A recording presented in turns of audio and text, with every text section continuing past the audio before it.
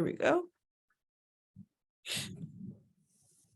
All right, welcome everyone today to today's PRSA Puget Sound program, Ethical Considerations Using AI Tools for Government Engagement. We've got Jerome Pionk here from King County. Before we get started, I've just got a couple of announcements. Welcome. So I'm Alicia Laver. I work for Tacoma Public Schools, but I'm also your PRSA Puget Sound Secretary. We also have past President Amy Blondin here, and Phyllis is our board, one of our board directors and the program's liaison. So with that, couple of chapter announcements. A reminder that today is the last day to submit entries for the Summit Awards. We know there's a lot of great work out there, so if you've been considering it, you have until midnight tonight to submit those. Also, for those of you who are not members yet of PRSA Puget Sound, today is always a great time to join. PRSA Puget Sound chapter is a great group of about 300 Western Washington professionals spanning agencies, nonprofits, independent practitioners, corporations, and government and educational organizations. We have volunteer and leadership opportunities, great programs, and it's a great way to grow your skills and network with your peers.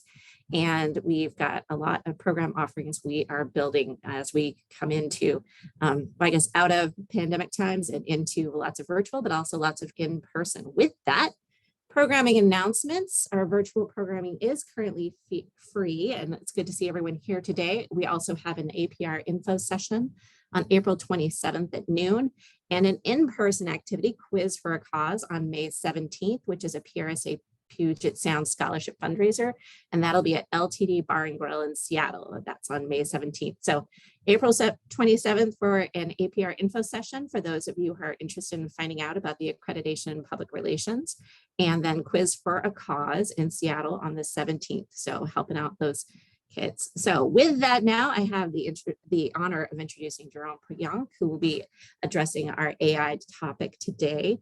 Let's see, Jerry currently works for King County, is an early adopter of AI and an all-around amazing person, but enough from me. I'm going to turn it over to Jerry to talk about himself and AI. Thanks. Hello, everybody. Can everyone hear me? I hope so. The chat box, I believe, is open. Feel free as I go along to put any questions or thoughts you may have in the chat box. We'll try to address them as quickly as possible. Or at the end, more likely. I won't be able to see the chat box, but that way we won't lose our thought and you won't have to lose your train of thought. Again, yeah, thank you, Alicia. Thank you, PRSA. Thank you, everybody who showed up as well. That's more than I actually kind of expected. And there was a lot of names here that I haven't seen in a long time, bringing back some old memories. So I sincerely appreciate the support. About myself, I've been in King County since 2017. I retired from the Pentagon as a lieutenant colonel, where I did get my APR plus M. I have been a bad APR, though. I'm a little bit out of variance. I need to get some of those PDUs and other things up. So Phyllis, Alicia, I'll get with you. I hope this counts as some points, because I kind of think it does. All right. Yes. I have been fortunate enough to be working with AI tools since about 2019, kind of happenstance back into that. We'll kind of talk about that. A lot of you have already been working with AI tools, and this is already going to be just an evolution and revolution for a lot of you. And so I was early whitelisted and just DALL-E 2, OpenAI. And back then, there were only about 100,000 people when I came on it. And now there's about 10, 15 million, I think, something like that, last I checked. So the model is growing and growing, and we'll talk about that too. So it's, again, I consider myself a learner, like a lot of you. I'm just a little bit ahead. I might be a senior and you guys might just be freshmen, but you're going to learn very, very quickly on some of this stuff, very, very fast, because a lot of you have grown up with some of these things. I'm currently at MIT executive program in AI product design and services. I matriculate this June, and I've learned a lot now with formal learning as well. So that's been a great program. I have multimedia communications from UC Davis. I went to your school, Seattle University, and I'm a graduate Army Staff College. So that's a little bit about me. If you want to learn more about me, look on LinkedIn, and my link is there in the presentation. Okay, once again, today, this is what we're looking at today. We're going to do about 5 minutes. Already knocked that out. Good job, everybody. Whew. Next part, 10 minutes to talk a little bit about some of the tools and some of the way we got here, just to frame that up. So some of the folks who might not be as familiar. And then we're going to go into the case study. The case study is really why I'm here. We have been using AI tools with King County for quite some time. We're a very small department with a very big mission. So AI tools have helped us a great deal. being able to augment what we can do, especially production.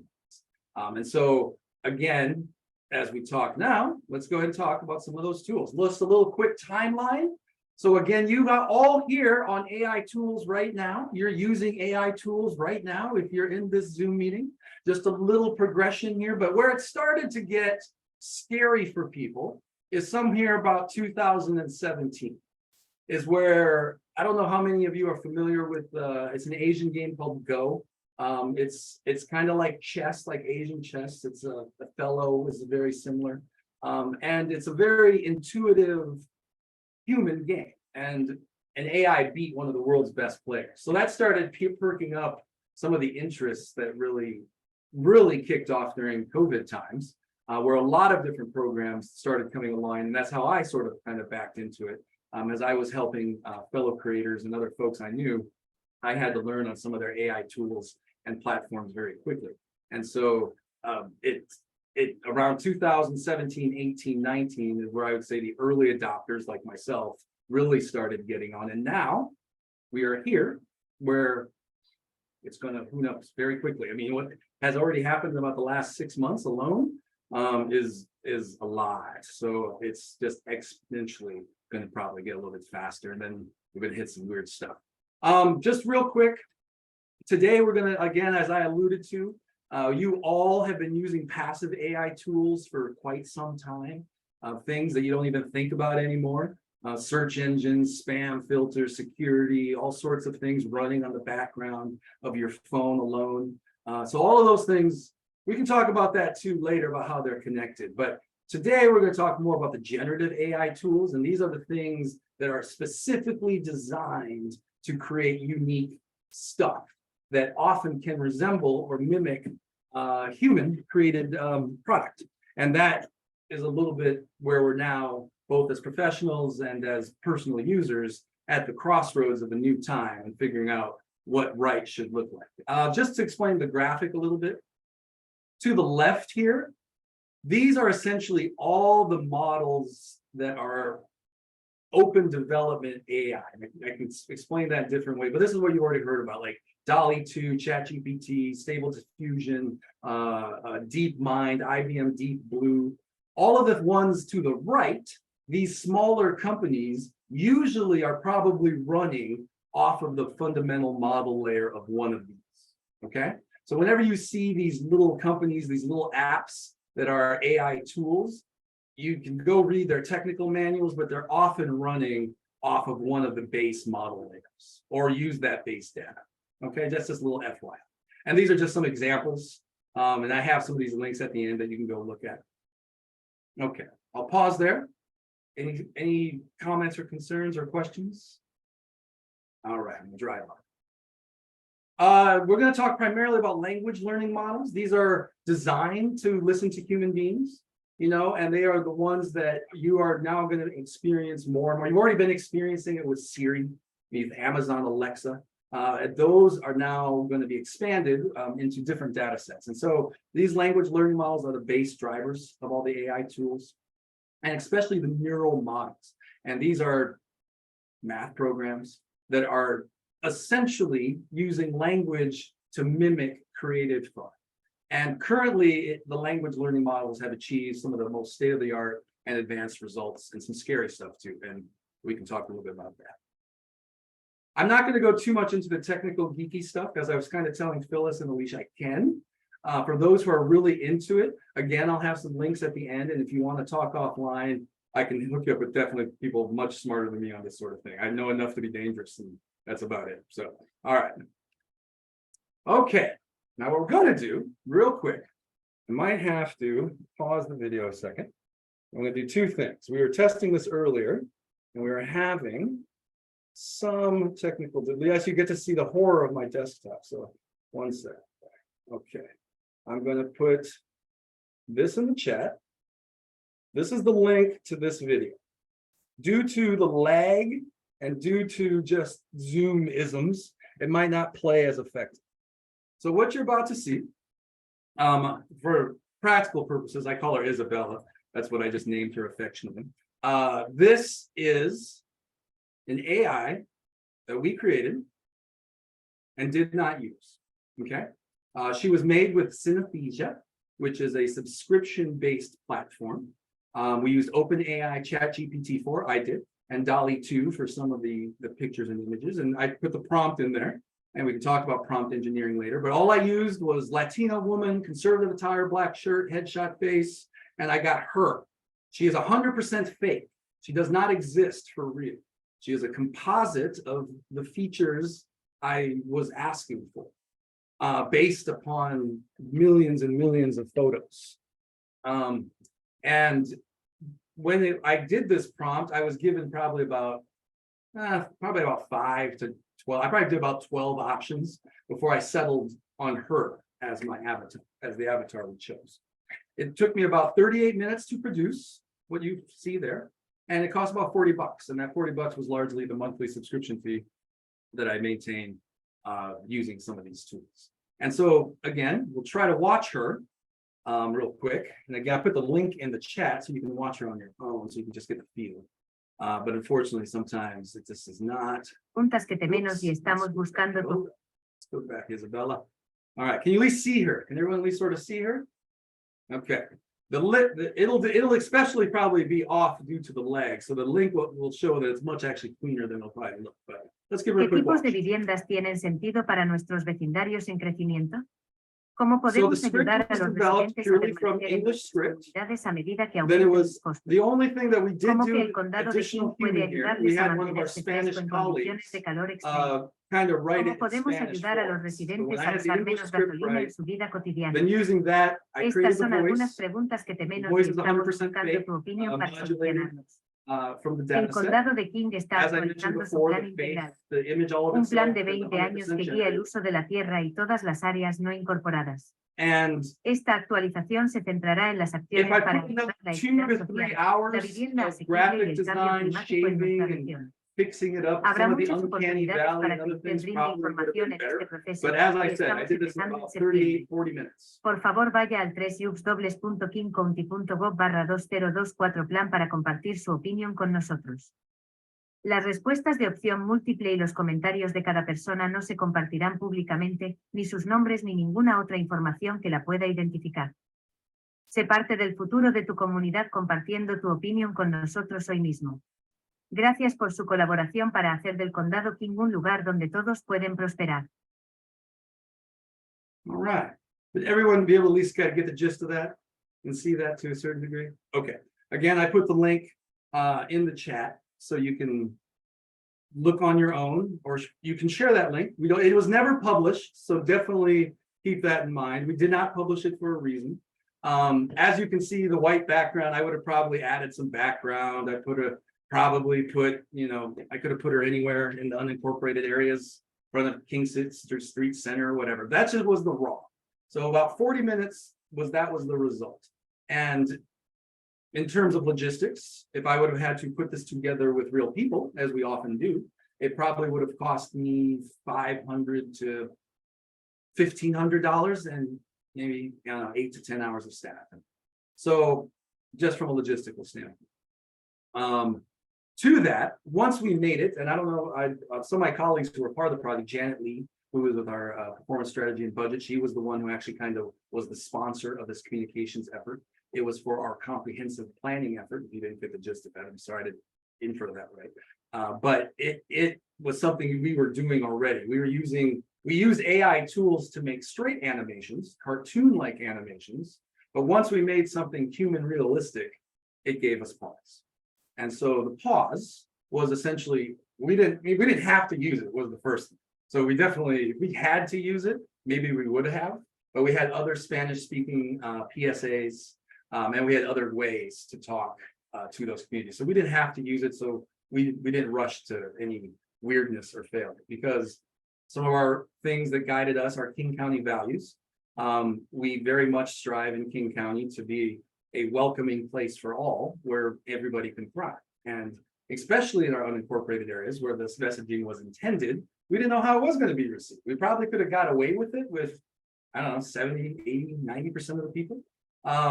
But we didn't know what we didn't know, if it was going to be perceived offensive or either just lying or just anything like that. So we just stopped it. And then we literally created a brown woman to say things on our behalf, anything we wanted. So that didn't feel quite right in lots of ways. Did we take someone's job? Did we, because it was, we usually hire union actors, or at least pay somebody to come on in. And so these were all the different kind of questions that for us just made us pause in being able to use something like this.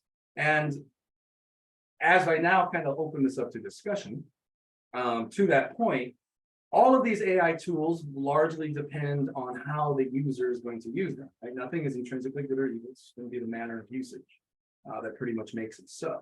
So to that effect, thinking to policy, thinking to at least in your own organization or mind, what is good and bad for you and your departments and staffs, that's going to be some kind of very tricky navigation over the many years. One of the examples I used in one of our trainings in the county is, what if I would have made an AI of our executive, Dow Constance?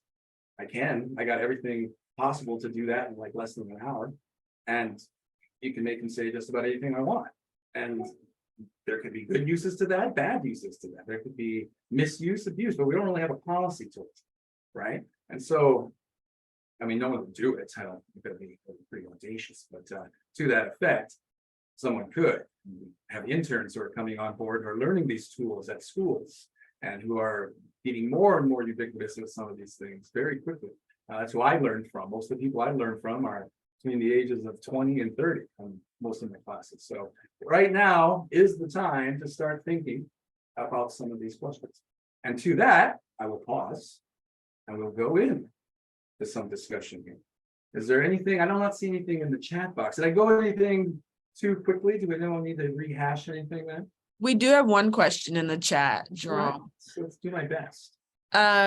Was choosing Castilian Spanish versus Latin American Spanish an option? It can be. It depends which. Yes, it can be, because a lot of the AI tools can learn from any language given into it.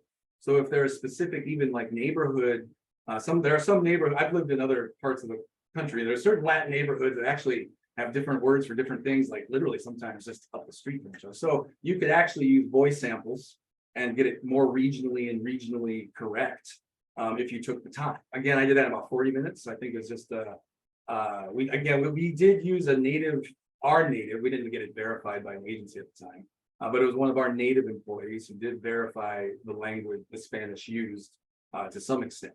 But that was our level of verification there, and using his text instead of the one that would have been auto-generated. I don't know the difference rate, but it's probably, it's usually about at least 10 to 20% difference rate between like a machine generation and sometimes a human interpretation. So. One more question. Mary says, I think one of the issues to consider is the change in our workforce related to tech. With these kinds of tools, how will the jobs of communicators, media, etc., become obsolete or very different from what we do today? And I can imagine the response of longtime Latinx engagement partners, and it would be a rich discussion. Yeah. I will say this. I've done this this webinar, this discussion. This is about my sixth, maybe seventh time now. And we talk about it's many layers. Like all technologies, ever since the steam engine, there are going to be winners and losers in a way. Okay. There are going to be people who whole new jobs get created with an AI generation, prompt engineering, even writing with this. I do a creative writing class, and as we use it for brainstorming and teach them how to, they can work through scenes, it will augment anybody's individual skills and talents. It's a tool that you got to think of becomes what the user makes of it more than anything. So if you're intrinsically artistic, a writer, this should and can augment you. It's when the lazy uses and other things that could be misused for that are just as part of that flip coin that are the ones that people are concerned with. So I don't know if that hits it, but I would say in general that some of the lower job, like some things that there will be some like basic stuff that will no longer probably be a job anymore. That's going to be wrapped up into somebody's now functions using tools like this. There's going to be there's the way you write and talk to your AI is very important. So that's a whole training subset that a lot of you are going to learn here very quickly over the next many months and years. And it's just a language. I mean, a lot of us have already been talking to computers and AIs since the 90s. I'm a Gen X kid, and I this is just another part of the wave now. We're getting there. Blade Runner's coming. But either way, it's now just where we're at on certain aspects of the learning cycle. I will say I do work with a lot of young folk. There are different policies and programs in place of how they can use some of these things and for what. But for the digital media side, digital production side, public relations, advertising, marketing, they are definitely learning how to use these tools coming into the workforce now. And so that's, take that for what answers to that is. Matt asks, as this technology is so new, do we foresee King County creating rules, policies, do's and don'ts that are to come when using AI? I do not know. That's part of some of our motivation to be here. We kind of made a self-policy by not doing it. There was nothing specifically saying that previous Isabella, my little PSA, that we couldn't have just thrown her out there. There was nothing stopping us. It was our own sense of values and ethics that we said, let's take a pause. We don't need to do this. Not yet. Let's think about these things. I as Warren Hager-Isar is kind of our head chief of these sorts of things. I know he's thinking about them, and I know that there will be probably ways that we can go about at least developing some common sense rules. I don't mean to ever be like a horse, and if this sounds like a horror scenario, but we got a lot of interns coming on, and we don't have a policy about someone just getting on there going, making Dow Constantine say something on behalf of the county, right? We want a policy about that. That brings me to Mandy's question. What policies are being considered by state and federal government? Besides replacing humans, there are legitimate concerns about elections. Yes. And one of my concerns is elections, especially because election seasons are coming on. And I think you're going to see a lot of these tools and tactics at various levels. I mean, the marketing engine alone using these tools is phenomenal. It can turn an average person into a call center of 100 people, just one person, just being able to do that stuff. So, yeah, I don't necessarily have a great answer. I just will say that I think this election season, you're going to see these tools. I think you're going to see them used quite a bit. And we're just going to all need to be cognizant of what's real and not real. I don't know who's going to jump this kind of ethical line first and make an actual opponent say something or put them in a place that's really out of context with AI tools. But if technology and our political history prove anything, they usually go hand in hand in tools and tactics. So yeah, I see that coming. I don't know what, but we'll all be watching. Joe Monroe brings up a good point. She says, I will be very interested in the discussion around race and gender bias. It has been problematic in facial analysis software because of being built and trained on images of predominantly white individuals. So yes, and yes, there are many, many layers to that. And that is a whole discussion that warrants its own kind of panel discussion. It is being corrected in some way, but just to give a little context to folks, a lot of the models that built some of these tools in two senses. First, they were largely white people building this thing and were thinking in certain terms and ways. And when it was looking for and reading everything, most of the stuff it found came from certain perspectives. This model we're in, I think we're like ChatGPT 5, now 4.5, has been definitely upgraded and uploaded into a different, where it's read a lot more stuff. And there's been a lot more diverse stuff out there now. But there are certain definite gaps because there are whole gaps in our human history that haven't really been filled well and right. And so when you even look at the academic stories or anything that's been written, that itself is a very large topic of why some of those racial gaps are already existent in the framing model set. And it's very complicated. So we should talk about that another time. But to other specifics, especially in the image software, you have to be specific. If I say a prompt, an executive woman, more than likely, it's going to give me a white woman and of a certain look. And by default, people will just keep thinking that will happen. If I'm very specific, like in my prompt, I said Latino woman, age, I can even put like certain skin tone and all sorts of things if I want to do that. And then you get more specific, pictures. As one of the things that in prompt engineering, the classes come to, the first point I always tell is specificity using these products gives you what you're envisioning more than anything else. The more you know, when I work with photographers, because they know like AFS, focal lengths, certain times of day, they can put latitude and longitude. Sometimes they can put that directly from their cameras now.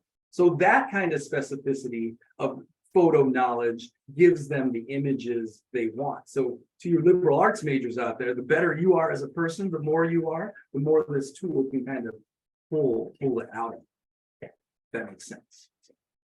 But yeah, there's lots of issues. I mean, racial and gender bias, very real, very layered cake. And it's a very layered cake thing of what to talk about in there. And it's being countered both actively as more and more writing is done from those communities, and as more is still being learned. I kind of glossed over the fact, but ChatGPT itself has read already everything readable, seen already everything seenable, and is continuing to do so. And one of the problems that will come as when you use the product, sometimes you'll see something that's only 70, 80, 90%, 70, 80, 90% ballpark, you're using pretty good. So you still need a lot of you to get in there to kind of fix the parts that make something more human, make something more correct. And that GIGO stands for garbage in, garbage out. The more people continue to use AI in ways that are nefarious or corruptive, the AI is essentially learning from human behavior, right? And there are safeguards to that to a certain degree. It maxes out on certain things, but we're going to still need original content. We're going to still, I do this all the time. I go to ChatGPT and I kind of just check, like, I know it's only something we would have probably written, a topic that only pertains to like King County, comprehensive plan, unincorporated areas, and I'll see what it generates just to see what it says. And it's pretty close, but then we still got to probably go in there and shave it off. And I can tell it's stealing, from there's some of my team here, some of the hard work of the much better writers of my team. I can tell when it's stealing our stuff and regurgitating it to me. And so it's kind of, it is a very weird time on some of these things, but that's why one of my other motives to getting more people to look at these things is that it is the perfect time to now start in your own life, in your own profession, in your own organization, thinking about these things. And it is not, I sincerely don't see it going away. So the more mature and thoughtful and careful people that we bring to this environment early is, to me, a good thing. And so I hope all of you continue to learn as we go on too. So just to continue that point, and then I'll jump back to Heather's question. But Mary says, I'm sorely challenged as a technical communicator to interpret for and improve comms of science/tech/engineering staff. There's a gap in communications training for those folks. Unleashing them with AI, perhaps it could improve how humans communicate. Yes. And that's the scary part. I mean, there's going to be some part, training is going to be very essential, because you are putting, I don't want to give a practical demonstration right now, but if I did, there are some things I would just put in and you go, yes, I definitely need to think about. If one of my line workers can get on there and do that, then, oh yeah, we need to talk about doing stuff. So there's lots and lots of places to this. I do believe in people. You train them right, educate them right. That's your best way in philosophy. You can't control everything. I came from a military environment. I always tried to control everything, and that always ends up a nightmare. Right? The best way is to train people, trust people, love people, and get them ethically kind of thinking already in a framework. So when they do use these tools, because they're not going to go away, they're going to be integrated into almost every single job out there, even jobs you're not even thinking of. So it behooves us all to continue to just watch it, learn what's true, what's not true. And I have a slide or two in here that talks about, people are scared of the Terminator version of AI. We're very far from that. Very, very, very, very, very, very far from that. We're like 100 years from now, like 50 years from now. They're kind of Terminator scared. But there are some scary things that are happening very fast that might have other effects. Any Black Mirror fans out there? There's some Black Mirror episodes that are already happening in real life with these things. And I don't want to scare people more, but one of the some of you may have seen recently a letter from about 1,000 smart people in this field asking for a bit of a pause on some of these projects and research. And that was all well and good. No one asked the AI to pause because it's still doing what it's doing, which is one of the scary things. But it did a number of things that would be what would be close to what is called artificial general intelligence, where it took initiative. It did certain behaviors that were uncharacteristically. I don't know how I want to phrase this right because there is a way to phrase it. It was uncharacteristically against algorithms that was programmed. It went against its programming on certain stuff that wasn't exactly predictable. So that's the kind of thing that did scare some people recently. You'll read a lot about it, but it was more, again, it's more to the effect that everybody knows that this is coming and already here to a large extent. Now we definitely have a place where we can all be paying attention. Mhm. We have another question. Have you seen any reputational risks to organizations who use AI since it lacks authenticity? It can. There are places where, again, some of the AI tools you'll use are very important, are very appropriate. A lot of you use things like Canva, or you edit on Final Cut. You do all sorts of. For my Adobe fans out there, there's this thing called Adobe Firefly out right now. That's their AI tool. It's amazing. So there are all places of advertising production that it's already kind of seeped in. Specifically, though, it's going to be more. Oh God, lost my train of thought. But it's going to be more to can it integrate into ways that are more effective to its business? If your audience, if I would have showed that, and I use an example. If I was, and I don't want to pick on Wisconsin if you're from Wisconsin, but if you're in the middle of Wisconsin, you're some small little government department, and you really don't got a lot of Spanish people, and you don't have a lot of budget, but you really do want to make a Spanish PSA, and this worked, and it did kind of communicate to at least a small number of folks that were there. That's to me not a bad thing. That'd be okay. So it's going to be a lot of those human gray area nuances and lots of stuff.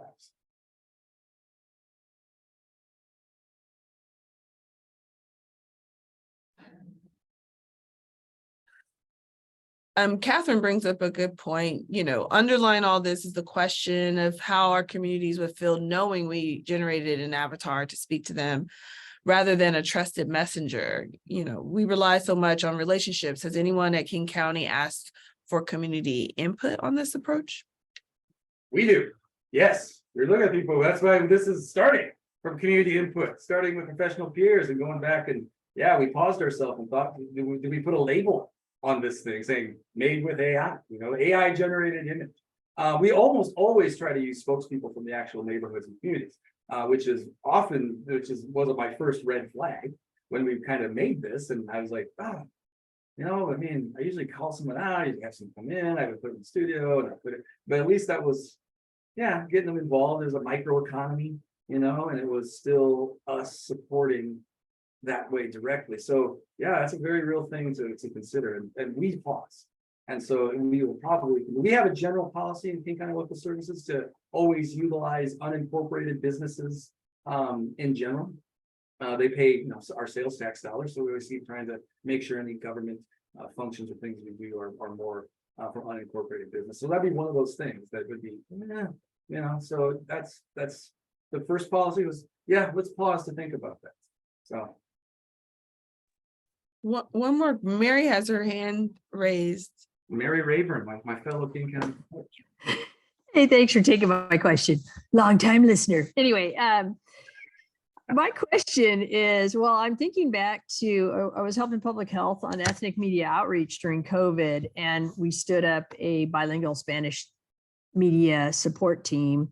And I can only imagine how they would respond to this, but mainly because of the challenges that we had related to getting community to trust complicated and constantly changing COVID messaging. And so I think really looking forward to more conversations, especially with our colleagues from those communities about the approaches that may or may not work, using AI. So just putting that out there. Happy to connect you with some of those folks too, Jerry.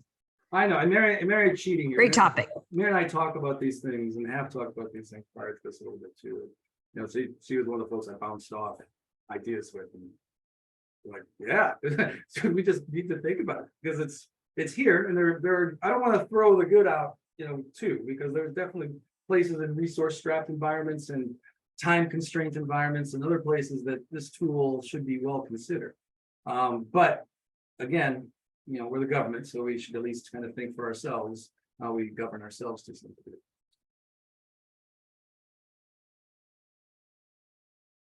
No, great questions. Thanks, everybody.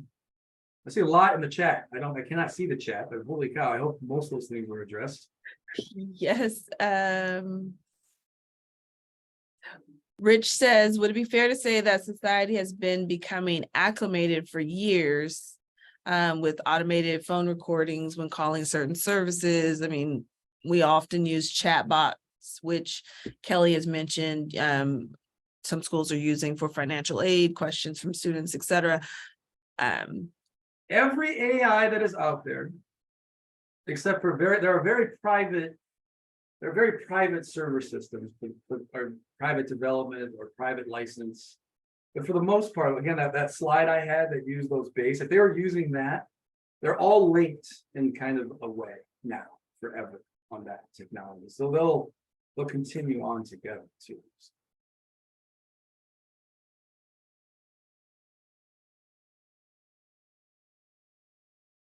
I think we've I did let me for the government folks out there on copyright, because that is a kind of a key one, and this is another topic that is a little bit more complicated than maybe time allows. There is an overall SCOTUS ruling on digital imagery in general that plays into that. If you're not familiar with it, a lot of digital imagery isn't that safe. Only very specific ways and means and how.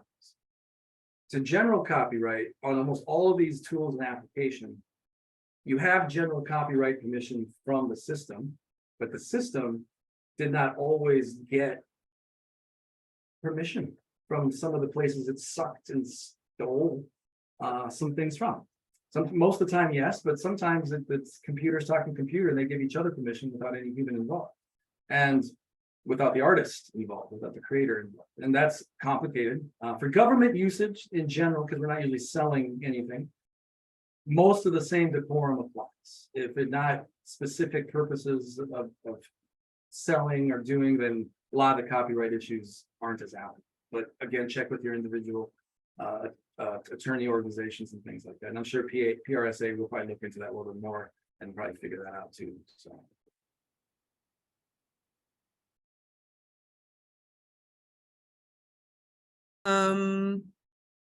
Rebecca asks, are there specific content management tools you recommend as a starting point to experiment with? For content management? Yeah. I'm gonna do this one.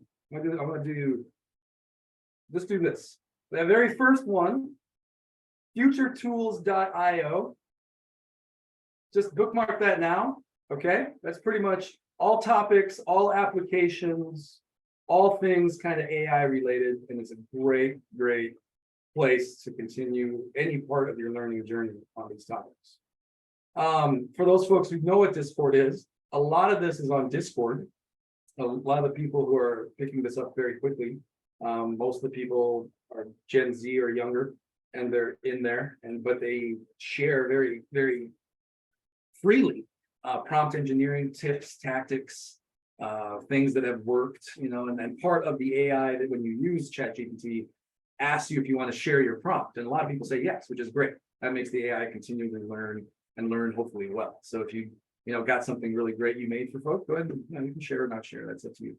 I recommend, I put in my the link to, I just recently got introduced to this, but the newsletter that is at MIT is awesome. They got some great stuff and tools, links, and places to continue to learn. These are a couple other blogs that you'll go and you'll kind of see different usage of why they are. But all this will help you get started. This is a little bit drink from the fire hose, but this will help you at least get started. That last one, there's an AI for that, is exactly what it sounds like. No, there's an AI for that, and it'll help you find the tool, what you're trying to accomplish and achieve. And that's from a backward engineering, kind of teaches it certain things too.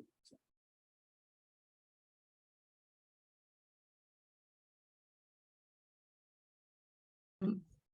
Another question, is there any analysis or assessment of the quality and relevance of bot responses / chats and their resulting value? I'll answer what I can answer. To first portion, to the user level, yes.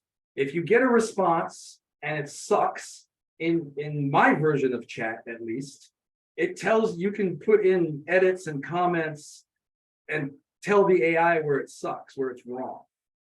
I don't know if that's on the open version or not, because I've been on for a while, so I have a bunch of different like add-in plugins. And so on my version, I can put that kind of input into prompts that this is definitely wrong.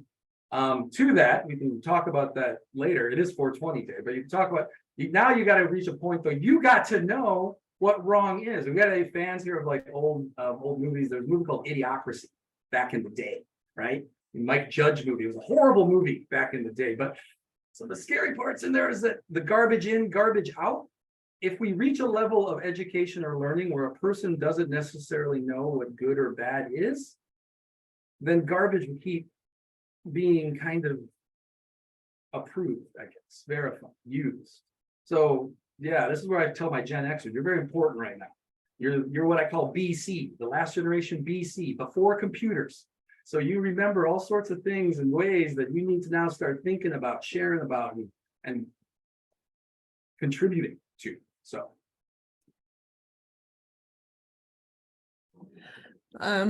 Rich asks, are there programs in place that can detect AI technology and if it's been used?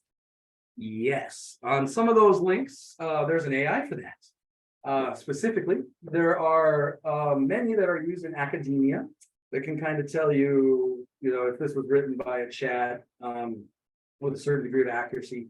There are resume applications that most of your HR are using that can sort. They can't really tell. They can't really. They need to be. They'll be updated soon. But right now they have a vulnerability. If you're making resumes with chat right now, most resume readers will do just fine. It's only a lot more in the private sector where it has a lot better catchage on stuff like that. But yeah, there are tools out there, and there are ones specifically for like WordPress. There's one that shows you like, was this article written by AI? And it's a rough aggregator. The problem with those tools is where it gets complicated, is because there reaches a certain point where it's all will be, and it won't be, and it can be really blurry. Because think of yourself as a writer already. If you're of a certain age, you've written things or copy and pasted and done things too, and so it's complicated, but yeah, it's in there. It's in there, the ability to improve the AI. The AI is continuing to do its machine learning. It's learning its machine way, but it needs new content. It needs that input. Otherwise, it will stagnate as a model.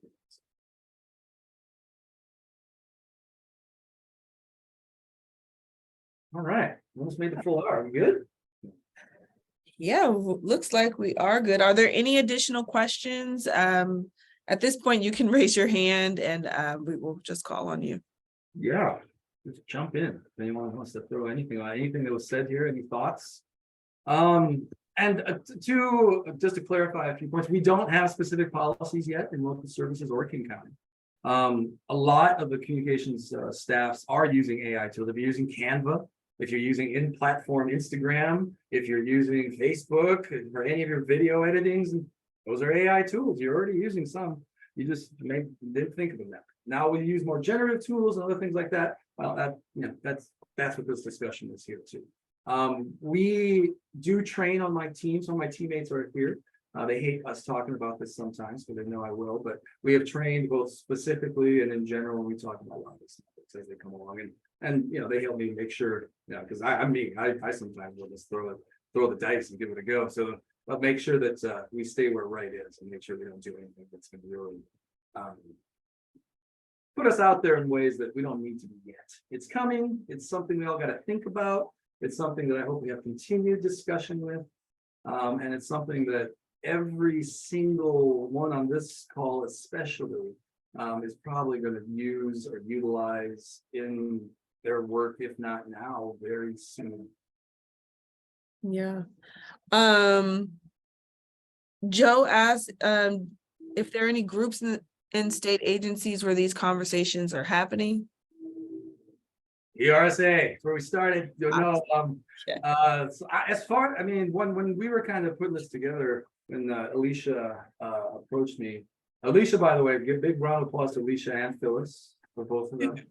Thank you very much. They always work very hard to put these little events together for our chapter, and they are always. I don't come to nearly as many as I should. I miss our happy hours the most.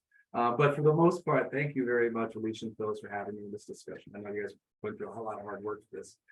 But to that effect, yeah, I think this is one of the first conversations of kind of, we're not really a governing body, we're kind of a fraternal body, I guess a professional body, where we're kind of now going to talk about it. I hope we are, because it's going to be, I can show you right now in my APRs how I can do a whole RPI compliant communications plan with just 30 seconds. So it's one of those things that, yeah, this tool is coming and we need to continue to probably stay on it. Jessica did ask if you could give a quick prompt tutorial. Can you do that in under 5 minutes? And I'll also say that Edie's been bringing up, like, let's put a group together. Okay, let's, Yeah. I'm gonna see my way to tab. Is my screen still showing? Yes. Okay, let's do just a quick. Okay, let's see what I can do.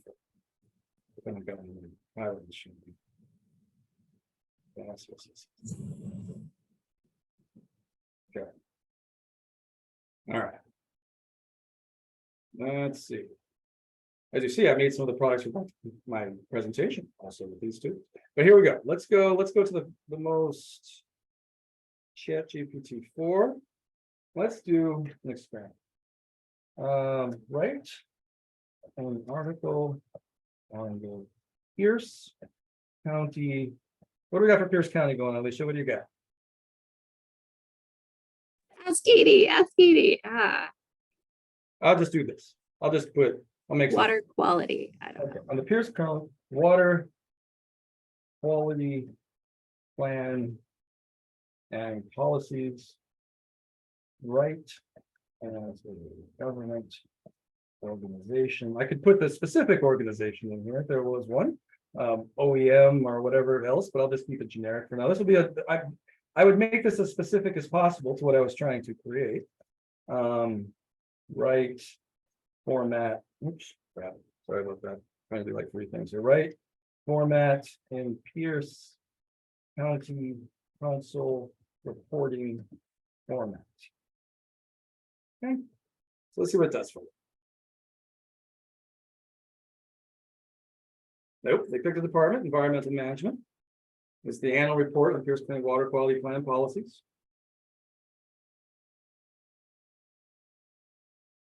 And it'll go on. I think mine is I think I do my initial at 500 to 1,000 words, and then I can go on to infinity. But I think the base free one is up to maybe 2,000 words, 2,500 words. So it'll go on. It doesn't tell me what the key policies are. It'll keep telling me what everything is. It's going to write it in a compliant format for Pierce County Council. So if I had to submit this to Pierce County Council today, I'd be like, all right, here you go. No, I'm just kidding. But this is already in a compliant format. That's allegedly. So I would bounce it off to whoever does your formatting for council reports just to make sure it is pretty close to any of those council reporting formats. And it's writing you, yeah, it's going on. So most likely it's stealing its knowledge from public websites, any public records, any county records, archives, academic archives, student works. So whatever the question was, that's all the different, it's read everything that's on this topic. And it came short. So there's your conclusion. Not bad. I don't know if it's good or bad, but that's an example of right there about how long that takes. I will put this, I can send this to people later. But if you want to actually see if it's anywhere close, please put draft on it. I hope no, it doesn't actually go out in the universe in a way that would be horrible. For the record, that was 3 minutes and not 5. So But I don't know. I don't know if it ever happens to you if you got to write some policy thing right away for somebody, but As someone who's had to write those things for those topics, oh my. so there's an example right off the bat of this practicality. And you now, as the smart professional, need to go read it and make sure it's ballpark usable. And that's something, I mean, a lot of my writing friends out here, think of that inertia write, how to just get over that initial hump writing, right? That's when I do the creative writing class for brainstorming, for playing with scenes, for doing things, and they go back and it's really, that's kind of the best. So as a professional now, you've made this thing, go back and look at it, read it, see if it does pass the smell test, before you put it out in the universe. But ballpark, I bet you it's pretty darn close, 67, 80% there to something you might have made in a relative short amount of time, right? absolutely. So, Well, Jerome, thank you so much. I think this has been a fantastic discussion. I would say most of everyone who joined us today has remained on and engaged. The chat is still pretty active. all right, we got a good crowd. For anybody, most of the people who I know here, please feel free to continue to reach out to me if you want to talk more on future topics. PRSA, I know we are already talking on some things that are coming up, some training for our members as well. But for APR people out there, it's APR time. So this is another plug for APR. So jump on in and join PRSA Puget Sound. Oh, Alvin's joining us from Memphis. Thanks for coming. Thank you, everybody. I had a lot of friends here who came up from far away, and I appreciate their time. I know some of the East Coast, some from DC area, and a few from abroad. So thank you. I appreciate that very much. Thank you for the support. Excellent. Well, we'll give you a few minutes back to your lunchtime, but thanks everyone for joining us. If you can join us for the APR info session next week, please do. It's on the 27th at noon. Great discussion. Thank you. Thank you, everybody. For my King County colleagues, we'll talk more. You know the deal. Thanks, Jerry. Thank you.